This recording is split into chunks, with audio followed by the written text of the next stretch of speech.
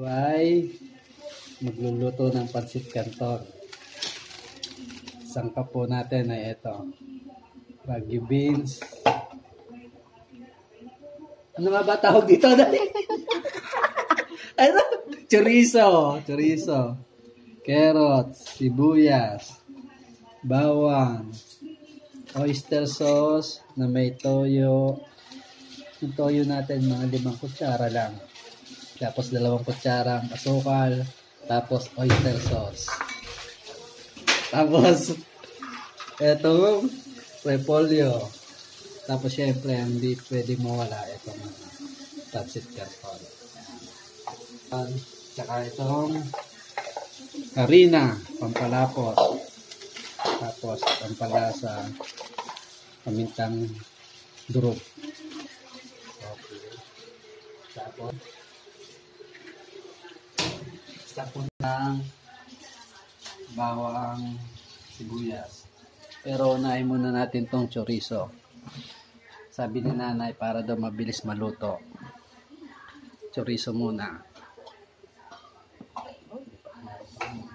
Chorizo.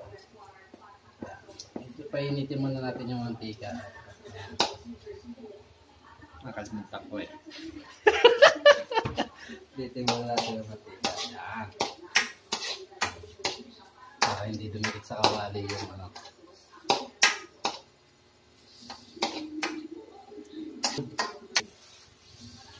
Tapos bawang. Ayan. Tapos sibuyas. Ayan. Stop. Sasabay-sabay na natin. Carrots. Ay! Nabading! Oh, ayan. Sayang. Isabay natin, gigisa natin. Ayan. Oops, stop. Next natin ay repolyo. Ayan. Ayan. Oops, stop na. Halu-haluin lang natin hanggang sa maghalo yung bata. Ang labo eh. Nor cubes. Ilan tayo ng konting tubig. Tapos 4 cubes. Tapos itong ating oyster sauce na may toyo at ano tawag dito? Sugar. English pa eh. Ayan. Kukuloyin lang natin ng parang diyan. Ha?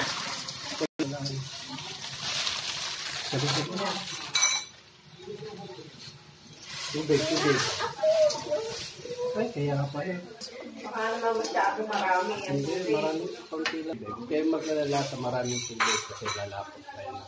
Wala rin na. Lalapot tayo. Sabi, lagyan natin ng paminta.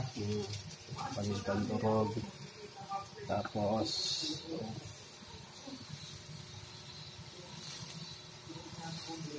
ay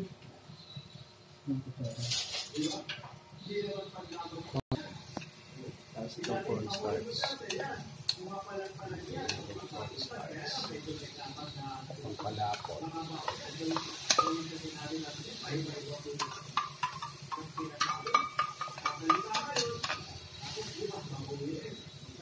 Kung mag-alala, maraming sabaw, lalapot din yan. Tapos lagyan natin itong sahog natin, kalahati lang. Okay na yan. Tapos mamaya na yung kalahati sa toppings.